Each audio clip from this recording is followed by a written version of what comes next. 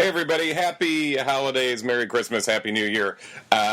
This is Away Games, kind of. I'm Kevin, and Adam is with his friends and family. I'm with my friends and family. We are not with each other here the day after Christmas on our normal release schedule. So we thought we might as well, since we couldn't get together on a new episode, there's not a ton of Cubs news going on at the moment right now. Basically everything is as it was with last week's new episode when it was myself and my brother Joe talking. But now there's not a lot of new stuff going on. We're not in the same place, so we figured let's take a break at the end of this, our first year, our rookie season, and we're just rerunning the first ever episode where we talked about why we're even doing this. So if you're a new listener, maybe you haven't heard this, but yeah, so this is the episode 0 that we began it all with, where it's myself and Adam getting together for the first time. Figured it makes sense as sort of an end-of-year throwback. So thanks for listening. We got an all-new episode. We'll be back next Wednesday. If you're a completist or you heard all this already, feel free to just skip ahead to next Wednesday, where we'll be all new, and Adam will be talking about literally hanging out with Randy Rosario in the Dominican Republic. That'll be a great way to kick off the new year. So yeah, thanks for listening, everybody. And now commence Flashback.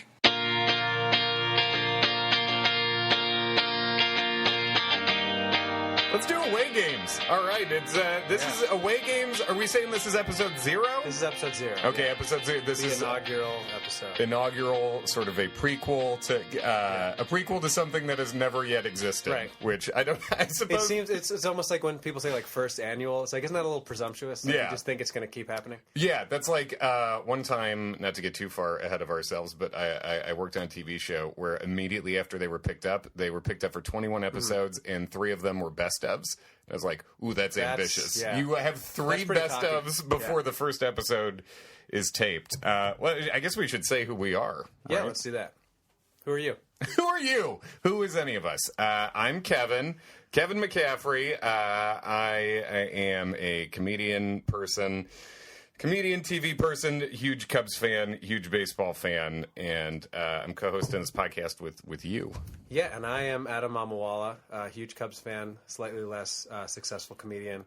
I don't know about that. I feel like we're even enough. I had a good run. Yeah. I had my prime. My 2016 for the Cubs was 2013. Yeah. I don't know if I've been rebuilding. I don't think you're in like your Matt Kemp years. Yeah, no, not yet. Still got a good. I can play the field. Yeah, you've got a good couple years left. Let's explain why we came up with this name. Yes. Right, so Away Games, we both are comics who live in New York City. Correct. But we're huge Cubs fans. In my entire life, and we'll get into this, but like I grew up only seeing the Cubs play away games. Like that was my entire experience with the Cubs, and you too. Like you, that's how it started. On your, right? Like you grew up in Long Island or something like that. I grew up, mostly, thankfully, not in Long Island, but from the Staten Island. Yeah, yes, I would say that's true. I feel like Staten Island probably is less redeeming. Montauk's nice when it comes to Long Island. I didn't live there, but I was born in Chicago, and then was there like 0 to 3.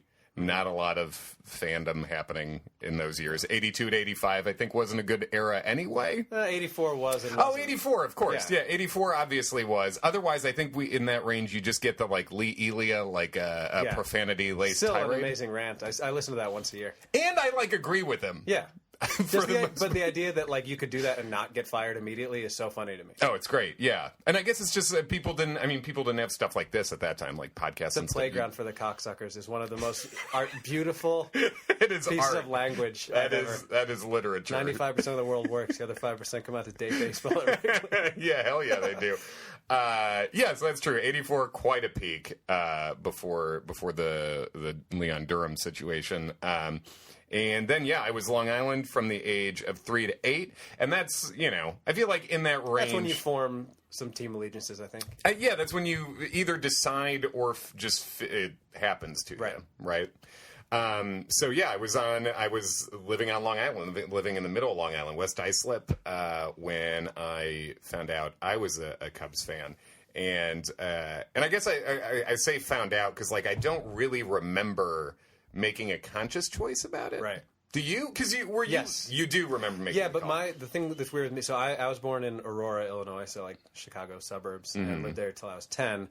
But when I was in Illinois, the only thing I cared about was basketball. Because, I mean, this is 90s Bulls, and that was, like, my entire life at that time. And I always felt like the 90s Bulls was kind of like God's sorry about the Cubs. Oh, Here's completely. This, you know? It was definitely like retribution for all the other horribleness that we've had to deal with as Chicago sports fans. Yeah. But so we moved from Illinois to New Jersey when I was 10, and this is 96, which was not a great year for the Cubs. Was Actually, that the historically, opening? that's the 0-14, I think. Yeah. So my getting into baseball was 100% Sosa. It was 98. Yeah. I mean, that specifically June of 98, when he hit 20 home runs, was like, okay, now I care about this. And he hit, I'd have to look it up. My birthday's June 15th, but he hit, I think, multiple homers on my birthday against the Brewers. Probably against, well, it would have been Jose Lima. I feel like he did that a lot against Jose Lima. R.I.P. No, Jose Lima. right? Yeah, God bless him. He gave up a ton. He was a fun guy for homers for sure. Looked like Cisco a little bit. Yeah, and God, of all times to look like Cisco, that was a pretty good era to do time, it. yeah. You know, that was just like, before. Yeah, that was Cisco's peak. yeah. I'm gonna look up. I'm gonna see if I can find what did Sammy Sosa. June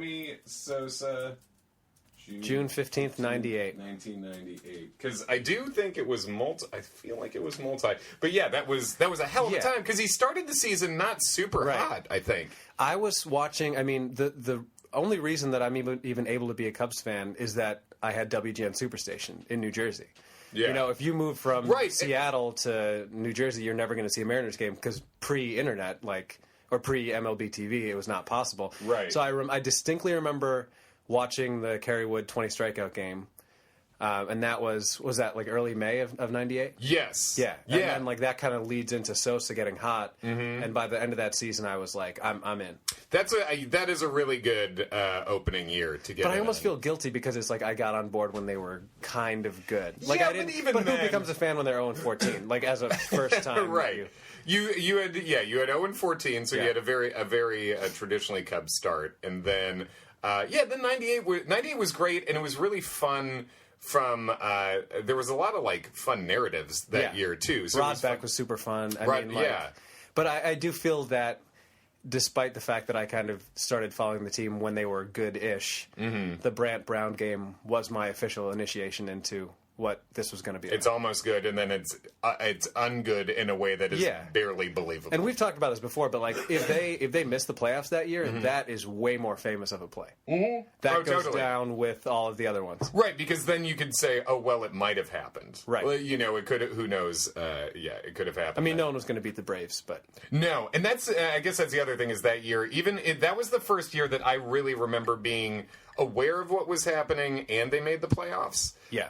Because I was... So you're in high school at that time, right? Yeah, I was high school. So in '89, I had just turned 7. So I guess I knew they were in the playoffs, but I wasn't super connected to... I didn't really... I wasn't, following on the daily, really, from whatever, second grade on Long Island. So 98 was the first time where I was really aware and following and living and dying with everything, and then they did make it. And then my mom, the day that we found out they were going to have the 1-game playoff, my mom took me downtown to Wrigley so we could stand in line for tickets. And we got a drink at a bar beforehand, and my mom was very much encouraging me to order a beer. And I mean, I was... at 16, I guess. What the hell? And she did not know I drank. I was drunk frequently at that point in my life, but she just thought it would be fun. And we ordered 2 Heinekens while we were waiting to try to get tickets. Which did we they didn't just get give tickets, it? Did she order them, or did they let you order a drink as a 16-year-old? She ordered them. Okay. She was like, 2 Heinekens, and they were just like, yeah, whatever. Yeah, it's a middle-aged woman. It's like a 50-year-old woman. Yeah. We're not going to turn down... That's so funny. Yeah, she just, from a legal standpoint, ma'am, we have to assume you're double fisting. Yeah. That is the point cool we're coming mom. from. Very cool mom. Did you get tickets? No. Didn't work out. That would have been a great game to be at. Yeah, it would have been. Yeah, Traxel pitching, and then Gaetti hit a home run. Mm-hmm. Right? Yeah, and then Mark Grace squeezed in that final out. Yeah, off the bat of future horrible Cubs announcer Joe Carter. Oh yeah, God, he was so bad. He seemed like a really nice guy. He seemed like a great guy who did not know he was on the mic. Oh man, I think. The only thing I remember about him was that every game at some point he'd say, "Well, it's a game of inches." Which it is, but like you don't have to say it every game. Oh yeah, sure. It's also a life of days. Yeah, you know, it's all you can measure anything in any increment. There were a lot of platitudes coming out of the mouth of Joe Carter. Did you find the June 15th stats? My birthday, and I called it. He hit 3 bombs off Cal Eldred. 3. Were they all off of him? Which is impressive that Eldred was still in there for the third one. You don't see it's that. Probably like the third. I mean, I remember a game in Colorado, probably like 99 or 2000, where Sosa started the game by hitting 3 consecutive 3-run homers. Yeah. So it was you know, first, third, and fifth inning. It's a classic Colorado game. But it was like, but it's crazy when it's off of one person. Yeah. Totally. That's a very good origin year. So you were, okay, so 98, you were still in Chicago? No, you were in New Jersey at that point. Okay, but the 96, you were still in Illinois. We moved in November of 96, so this is like after the Okay, so you had the whole horrible year that you were paying attention in Chicago. To be fully, like, I had no knowledge of anything Cubs related in 1996. I mean, that was when the Bulls won 72 games, so that consumed my life. And I think that's fair. Yeah, I mean, baseball-wise, like, I didn't... for whatever reason, I don't feel like I knew that many people who were even into it. Like, if anything, there were people who liked Frank Thomas and would wear White Sox hats. Frank Thomas, fun fact, his mansion was in the background of my prom pictures. That's pretty cool. My senior prom date lived next door to Frank Thomas. I guess she was doing pretty well. She was doing very well. Yeah, I lived in Hinsdale, Illinois. She lived in Oak Brook, which is right nearby. We're known for like a fancy outdoor mall, basically, the Oak Brook Mall. And yeah, her dad is a plastic surgeon, and my mom is a special ed teacher, and we were like the poorest family in this very rich town. Myself, my friend Dave Miller, who is a professional sports person, he is a professional college football writer. Follow him at Miller_Dave. He had a Heisman vote, so that's pretty fun. There you go. But me and Dave were in our public high school, Hinsdale Central, of like, our graduating class of 500. I think the school was a little over 2,000. Dave and I, we've talked about it. We're the 2 poorest people we knew that existed at this school. And then there was one other guy who we heard one day in English, we were all talking, and he was like, this is funny this morning. My younger brother heard my mom talking about Greg, and after she was done talking, he said, "Who's Greg?" And she said, "That's your father." And he said, "Oh, I always thought his name was Craig." So, and the kid was like 14. What in the world? So he had no idea what his dad's name was. He just misheard it for years. Anyway, that guy... Wait, a dad who was present? I mean, I don't know. I think not that present. Oh, I thought he lived like a dad. It was like a great divorced, dad. No, I think like how unpresent he was contributed to him being as poor as me and Dave. Okay. So, I think I'm following now. Yeah, but Frank Thomas was he was in the background of the prom pictures, and our neighborhood had like a bunch of the rich people lived there. Like Bo Jackson had a place in town during his White Sox run. Saw Chris Chelios at the McDonald's once. Yeah. What a regular guy. Yeah, I know, totally. So then you're in Jersey, and I assume you're got to be like the Cub fan in Jersey. Oh yeah, it quickly became like the thing that I was known for. Mm-hmm. Which I mean, at the time, it's like that's the thing that you make fun of me.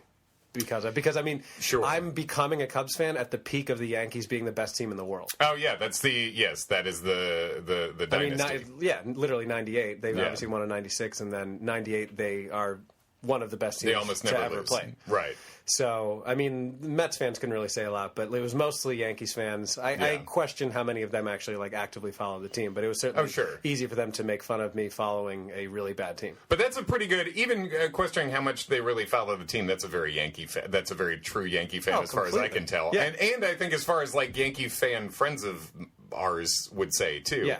Living here, because I have a friend who has season tickets like front row right by the left field foul pole, and I went with him to a Yankee game late last year, and he was saying like, oh yeah, Yankees fans are the worst in I mean, I know some good ones, but especially at that age when everyone's like 13, 14, 15.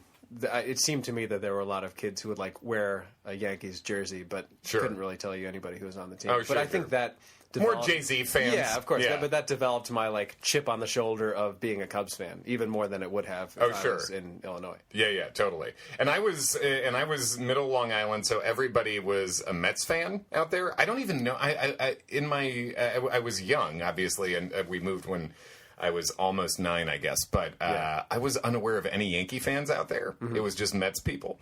But the Mets were good in the 80s when I was when it was like a formative fan time. And it's weird because my parents, my mom, her family was all Southside Irish, so they're all White Sox people. My mom's family, and then my dad is Long Island, is where he grew up, and they're all Mets people. So, choosing the Cubs is almost an aggressive, unless So your dad doesn't like the Cubs? No, he'll root for them now just to be on the side of the good guys, basically. But yeah, he was not a Cubs fan. That's interesting. And the Cubs and Mets were real rivals at that time. Oh, yeah. To the point where I found this out. I found the first game I ever went to. I remember, my first favorite player was Andre Dawson. Yeah. And I met him a couple of years ago at spring training in Arizona, and I had him sign a ball, and I said, I have to thank you for, because I grew up. The first Cubs games I ever saw on was at Shea Stadium, and you hit a homer in every game. Like all the first games I saw, it was like 3 games. The first 3 games I saw, Dawson homered, and I was like, okay, well that guy's the guy. And I looked it up, and I was able to find the first game. What's the date on this? The date, let me see. It is the date of my first Cubs game in person. It was 8/7/87. It was August 7th, and I was 3 months old. Hey, there you go. I was 5 years old, and I went with my dad. Dawson hit 2 home runs in this game. And the Cubs ended up blowing it in the 9th, Lee Smith, so that's an appropriate beginning, too. But that was Dawson's MVP year, and he hit 2 home runs. And after the second home run, Mets manager Davey Johnson accused him of corking his bat, and they asked to confiscate the bat. What the hell? And the Cubs just said no, and I guess that you can just do that. Wait, he publicly came on the field and during talked the game to umpires? On what grounds? He hit too many homers. Well, I think because he was good. Yeah, I think Cal Eldred has a similar beef. I think, but that could have been like the Cubs Pine Tar moment, but it never happened. No, because also very Cubs at the time, they ultimately lost anyway. Right, but naturally. But yeah, that was the first game I ever went to, and I was totally unaware of that drama until I looked it up today, and I was like, all right, yeah, it was 5, it was 87. I know Dawson hit multiple homers. Looked up that game, it's like, oh yeah, he hit so many homers that the Mets lost their minds and started going conspiracy theory on it, which is a story I've never heard before until great. Today. So that's pretty good. That's really cool. And the Mets played under protest officially during for that game until they won. Until they won. You know what? Forget it. We'll drop the protest. Yeah, that's fine. Keep your cork. That's really funny. Mm-hmm. Yeah, my first Cubs game, I never went to a Cubs game when we were in Illinois. Partially because we just didn't really have money. I never went to a Bulls game either. Oh, sure. Also, Aurora's, it's a good hour plus. I do remember going to a Kane County Cougars game. I do too. That. Hell yeah! I think they were a Marlins affiliate at the time that I went. Were they like an A-ball team? I think they were pretty low. Single A. Yeah. The first game I went to was at Wrigley when we came back to visit my mom's family. Mm-hmm. I remember the score. I'm sure I could find the box score somewhere. Yeah. It was, I want to say 2000. Okay. And the Cubs lost 2-0. On a Rich Aurelia 2-run homer in the top of the 9th. And not a lot happened. We sat in the right field bleachers because I wanted to be as close to Sosa as possible. And I remember yelling things at him, positive. People would yell how many... that's a good heckle. People would yell how many outs, Sammy? And he'd hold up his, 2 fingers or whatever it was. So he was very helpful. The experience of seeing him run out to right, I still remember being very... very cool. And we were there for batting practice, and Bonds was just crushing baseballs over our heads. Yeah. In right field. And that's why, I don't know, I don't know how you feel about Sosa, but it's very conflicting for me because that's the reason that I'm into the Cubs. I am all about Sosa. Yeah. I am completely on board. Even the cowboy outfit, the whole thing? I'm completely on board. I am 100%, I don't know if you'd consider it a Sosa apologist, but I am... I get fired up about the anti-Sosa crowd within the Cubs. Because first of all, okay, sure, let's say he did steroids. I feel like there's a pretty good chance he did.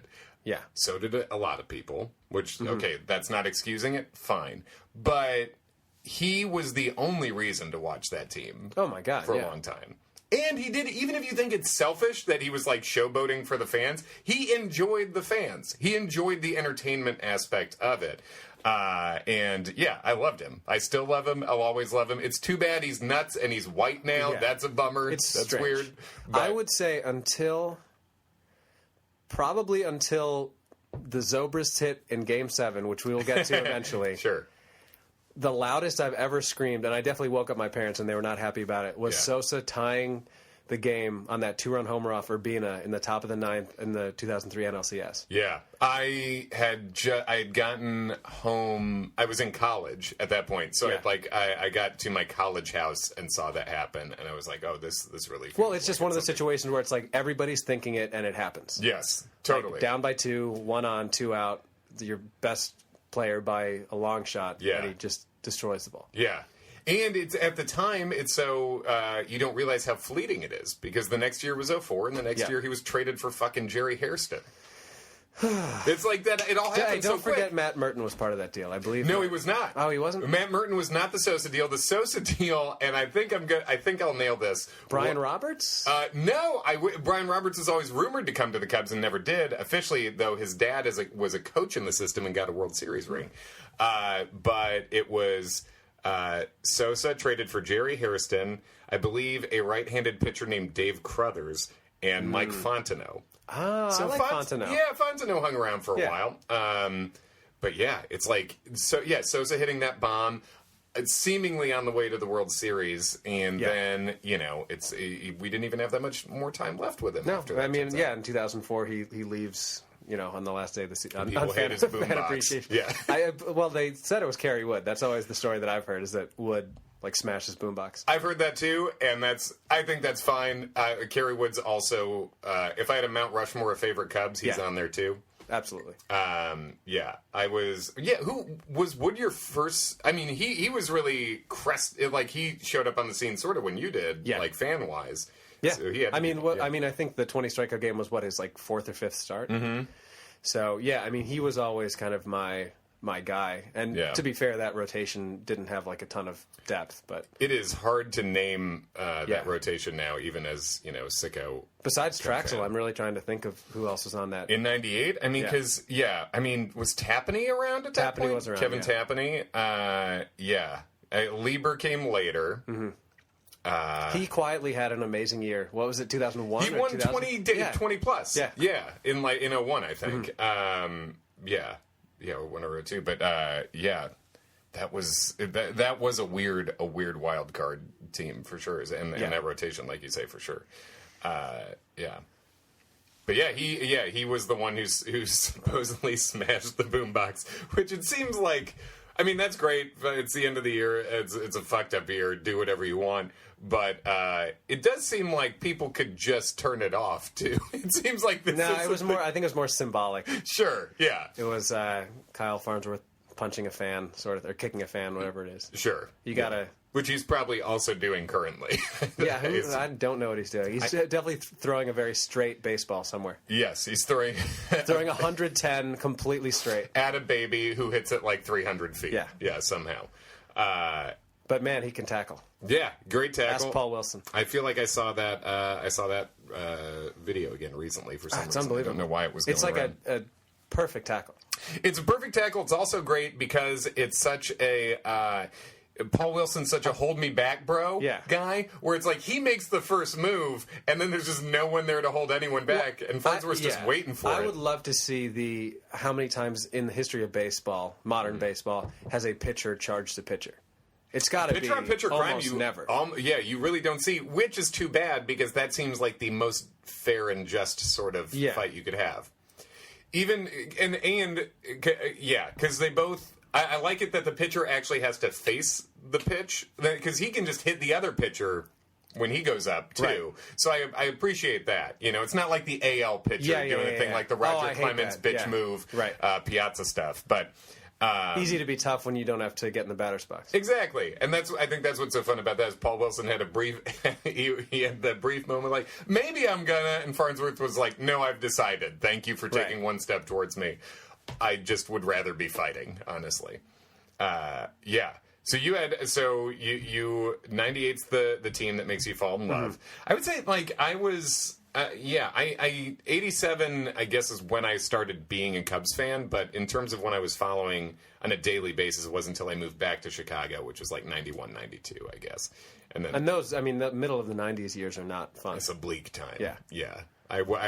My mom... Mark Grace, I mean, that's really all you have. Yeah, Grace until... And then I do remember liking the Sosa trade when it happened, just because I like guys who were fast Right. at the time, and I remember watching White Sox games. I was like, oh, sure, that sounds good. Let's get him.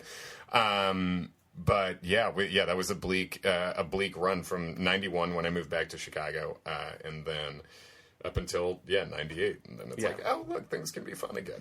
Well, yeah, I mean, because like 98 formed me as a fan, and then like I'm the type of person that, like, once I'm in, I'm in. Like I followed the Bulls through those, like, we're going to be 20 and 62 years. The Corey Benjamin years, Corey Benjamin, Marcus Pfizer. Yeah, Pfizer fourth.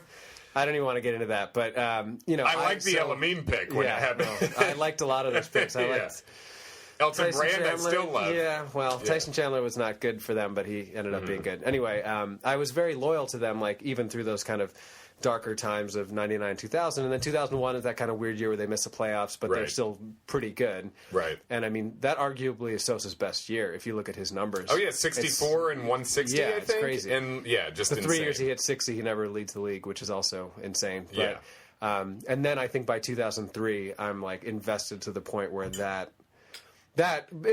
don't, you know, if Brant Brown wasn't the official inauguration, 2003 sure as hell was. Yeah. Yes, and 03 is in hindsight, like, obviously heartbreaking at the time, and I'm sure we'll talk about a lot of that stuff on another episode. But just right off the top, quick, where were you when that happened?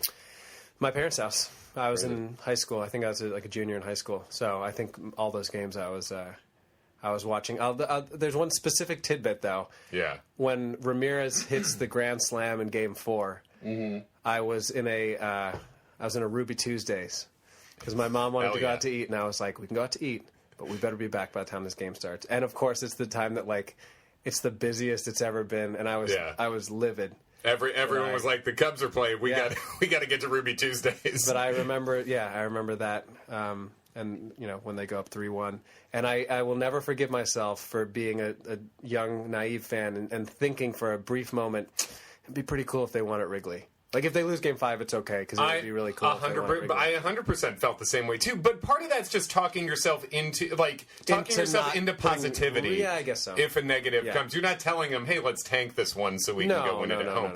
No. And even still, now I'm like, oh, well, maybe that's a fun element about winning in 2016. Next time, maybe can be our 2018 will be in Wrigley. Yeah, 2018 we can win at home, and that'll be nice. Yeah, in 2003, I was on the phone during Game 6. I was on the phone in Muncie, Indiana, at college at Ball State, and I was talking to my girlfriend, now wife, Jamie, and we were doing our daily call because she was interning at Letterman. We were long distance, and it seemed like things were going great, and then everything went to shit, like, while we were on the phone.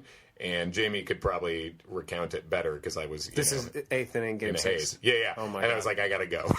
Basically, things are happening. Yeah. I'll talk to you tomorrow. Tell Letterman hello. Yeah. Yeah, I was counting outs. I was doing all the things that we stopped doing after that. Sure. But I mean, I remember when they lose Game 6. I remember going to school the next day. I was wearing my white authentic. It's the only authentic jersey I've ever had. My white authentic Kerry Wood jersey. Nice. And having people, like, give me shit and, like, oh, you know they're going to lose tonight. And I still, it was like I was trying to convince myself of something that I knew wasn't going to happen. Because the whole day I was like, everyone's talking about this guy. Like, it's going to be a 24-hour story. No one's going to talk about him again. Like, they're going to win tonight. Kerry Wood is, you know, he's going to get it done. Why he should win. And was it against Pavano? Was it Carl Pavano? It could have been. What I remember about the game is obviously the Wood home run, which is like the loudest Wrigley's ever been. If there was any justice in the world, that's exactly when it turns. Right. And then the Alou homer puts him up 5-3. Yeah. And then Derek Lee, of course, is the one who ultimately. But that was my first.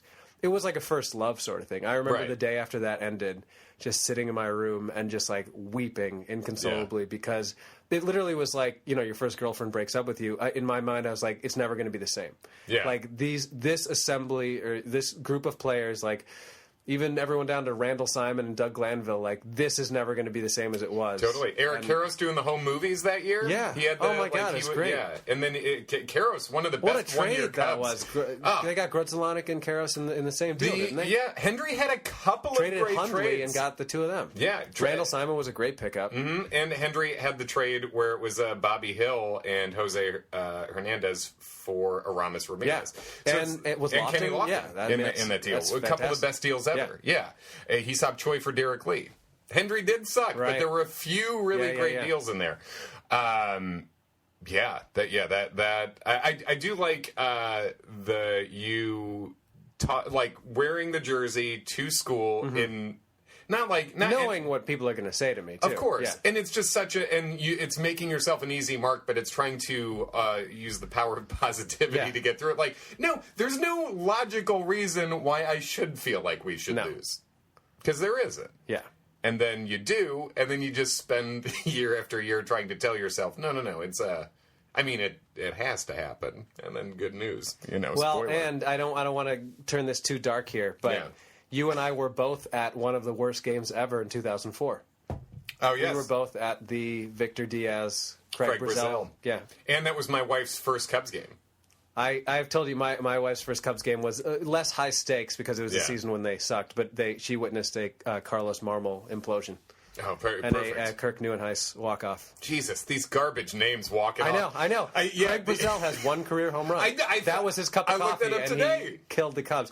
And Diaz was from Chicago, too. I looked it up today, and I looked up, the Craig Brazell, because that was Jamie's first ever Cubs game. She knew enough that when LaTroy came in, she was like, no. And then... Well, Pryor was unbelievable. Yeah, I think no runs given up, and then... Diaz, and then Brazell, and Brazell hit the one homer. And when I looked it up I looked up Brazell's stats today and saw the one homer, but a news article came up and he said, it's a great way to hit your first homer in a walk-off. Craig Brazell talking about your first major league homer is very much like the first annual. Our first podcast. Yeah, exactly. That's my last image of Sosa, though, in a Cubs uniform, is him kind of reaching up, like looking up over the wall. Yeah, because it was like the Saturday going into the last week of the season. And what sucked about that week was, so I'm a junior in high school, senior. Yeah. I was working at a combo Dunkin' Donuts Baskin Robbins. And this is before like having a smartphone or anything like that. Yeah. So I was having my mom tape on a VHS all of the games that week, and that's the week that Hawkins just keeps imploding. Yeah. So I'm going home and watching these games that the Cubs need to win, and he just keeps falling apart. And you're kind of a throwback this way, because as a fan, you're still all about the tape it, shut out the world, which almost no one does anymore. Yeah. I mean, because I think it's just so difficult now to do it. You have to stay off Twitter, Facebook. You can't accept it's almost text impossible. messages. Yeah. But you do it. I'll get myself and our other good Cubs friend, New York good comedy Cubs friend, Ken. You will hit us up and be like, "Hey, don't talk. Nobody talk to me today. Yeah. I'm going home and I'm going to enjoy my game." During the playoffs, obviously I don't really miss playoff games if I don't have to. But like if there's some crazy reason, I'll just put my phone on airplane mode. Yeah. And I'll completely shut out the world. But it's something that's only possible because we live in New York. If I lived in Chicago, I couldn't just walk around not hearing the now. You'd be hearing neighbors. Right, exactly. In important times, at least. And what you said about like at the end of 2003 being like, even if they do win it someday, it won't be this team winning it. I think that thought and feeling is a good representation of, I think, how both of us approach this fandom. I think like it's a emotional non-hater fandom.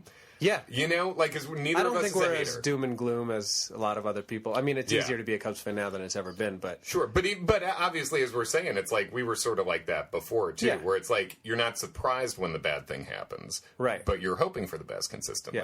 Yeah. And I always felt the same way. I was always like, for a long time, I was like, I just hope when they win it, it's with Sosa, and then it was like, I just hope they win it before Wood's gone. And part of that is one of the... Like, I was never a season ticket holder, but I've been to a weird number of kind of important Cubs games in person, and one of those, it's not the game that was important, but I was there the day where they retired Ron Santo's number. Yeah. Which was at the end This of is 03. my Hall of Fame. Yeah, exactly. That's so cool. I was at that game, and my brother Joe was in high school, had just started drinking. He was very hungover and barfed out the car on the way to the game because it was like an early game too. It was a nooner. But yeah, I was like, I wanted them to win before, and then it was like once was gone, you know, it's like I can't remember the timing of exactly, but I wanted them to win before Santo was gone, you know? And that is a nice thing. And I've had Mets fans, and I guess this relates to the away game nature of this, where we're around fans of other teams out here. I would have Mets fans tell me, and I'm sure you had the same thing, especially growing up around it, where they'd be like, oh, you're a Cubs fan, I'm a Mets fan. That's basically the same thing. Like, no, it's not. It's not close. No, because your dad saw the championship. Right. Even if you're saying, oh, I wasn't old enough to appreciate it, everyone you know who's a Mets fan who's like slightly older than you experienced it. Right, it's not exactly. The same. They did coke with one of them. Right. Not to mention the fact that like there's, even if you didn't get to experience it yourself, it's different being a Cubs fan pre-2016 because you know the weight of it. Yeah. And you feel it. Like there's no one that knows what a win feels like. In 2008, that game one of the playoffs, it was the weirdest environment at Wrigley. I still remember that. Like, DeRosa hits this weird, like, home run to right field, and they go up 2-0, and, like, people almost... They were just kind of expecting something to go wrong, and then there's the Dempster gives up the grand slam. But like, that's why starting in 2015, it started to feel really different. Right. Like there wasn't that like cloud hanging over the organization that there had been, because literally the entire organization had been overhauled. Yeah, and it was all like, it was a bunch of young dudes for the most part. Young dudes, Lester and Ross, and that was about it, you know? But yeah, I totally agree with that. In 08, it was, I remember being like, well, this is the first time in my lifetime that the Cubs, I think, are the best team in Major League Baseball. 97 wins. I mean, it's a great team. I think they're the best, but I did also, the same thing you're saying about the weird environment at the place, where I was like, I don't feel like this is it yet. No. You know? Yeah, I mean, 2007, I escalated. The only, like, as you will hopefully find out, I'm a fairly nice and calm man. The only thing that changes that is... He's holding a gun. The Cubs. Right now. Yeah, 2007, I broke our remote in our off-campus house when they lost the D-backs. 2008, I punched a hole in the wall after game one. That would be impressive to see from you, I feel like. The breaking the remote, throwing shit, comes and goes. But the fist through the wall, I feel like is a real keeper move. You got to commit to it. It was pent-up anger. I had my girlfriend at the time. Like, she didn't care about baseball, but she knew how important it was, and she wanted to watch with me, which is fine. Sure. But so, like, as the game is devolving into what it became, game one, like, Dempster gives up the home run to Loney. Yeah. And then they end up losing. And I'm kind of like, I don't want her... We're newly dating, so I don't want her to see how crazy this makes me. That's a tough time to start, yeah. So, like, the game gets done. I'm just kind of, like, seething. I drop her off at her dorm, and I come back and just immediately just left hook right. You go into left the hand? wall. Yeah, left. You're righty though, right? No, I'm like weird. I'm not ambidextrous, but I like do different things with different hands. So my Cubs related punching hand is my left hand. And we didn't give a shit about the house, so we just my roommate printed out a picture of my face and just put it over the hole. That's good. It was like an early fathead. Yeah. Sure, fathead, and it's sort of like it's a fun reveal too. You take the photo off, it's like, well, that's what he did. That's fun. Cool. All right. Well, we're about wrap up time on episode 0. Basically, this episode's about introducing people to who the two people are hosting this podcast. And I just want to say you're welcome to everybody that we're two comedians not doing a podcast about comedy, because I think that's really an accomplishment. That is true. People get mad when they hear you're doing a podcast now. Yeah. As if like you would. And here's the thing. Podcasts are the hardest thing to come across accidentally. Yeah. TV shows you can stumble on accidentally. Right. But when you tell people, especially in the comedy world, like we are, I'm doing a podcast, people are like, ugh, another one? Right. It's like, well, fucking don't download it. You'd have to go out of your way. It's not gonna interfere with anything that you have going on. You won't be, I promise you won't be listening to this podcast when you mean to be doing something else, But it's funny that we're doing like this episode has been like our WTF, like, so who are your guys? No, not comedy, just like who are your Cubs guys? Yeah, who are your baseball guys? Who was your first favorite? I had Dawson. I mean, I guess it's Sosa. It's gotta be Sosa. That's great. My Rushmore would be, it was the era of Dawson, then I was a Sosa guy, and then a Kerry Wood guy, and now Rizzo is my one. Oh yeah, Rizzo's definitely the number one. Brizzo is they're both. Yeah. We'll get into that the next episode. They're all fantastic. They're a bunch of great dudes. But let's do this. Let's do some plugging. First of all, our sponsors don't exist yet. Yes. But please buy their stuff. Yeah, but I mean, Stamps.com I've heard is great. They have no affiliation. Stamps.com. And Squarespace also really nice. They seem to be doing a good job out there. So there's a sex toy place that seems to be getting out there. Yeah, what is that? Adam and Eve, right? Yeah, Adam and Eve. Here's where you can find us online. Yes. We are on Twitter and Instagram at awaygamespod. Right? Yeah, that sounds right. You set up those. I think that sounds right. And then what else do we have? Well, we're on Tumblr, which is mainly just how we get this out to iTunes and stuff. Yeah. But that's we're Away Games Podcast on Tumblr, and we have an email account if you would like to send in questions for topics for or just let us know that you listened to this and enjoyed it, because we want to keep making more of those. It's awaygamespodcast@gmail.com. Yeah. And you're Adam Mamawala. I'm Adam Mamawala. I'm sure we'll have a link to it, but I'll spell it. Mm-hmm. Adam is spelled like Adam, and Mamawala is Mamawala. That's Twitter and Instagram. Hell of a name. On my website. Melodical. Thank you. I'm Kevin McCaffrey. That's you can figure that out if you want to, I bet. Anything else? No, I think this is great. Cool. Episode 0. Done.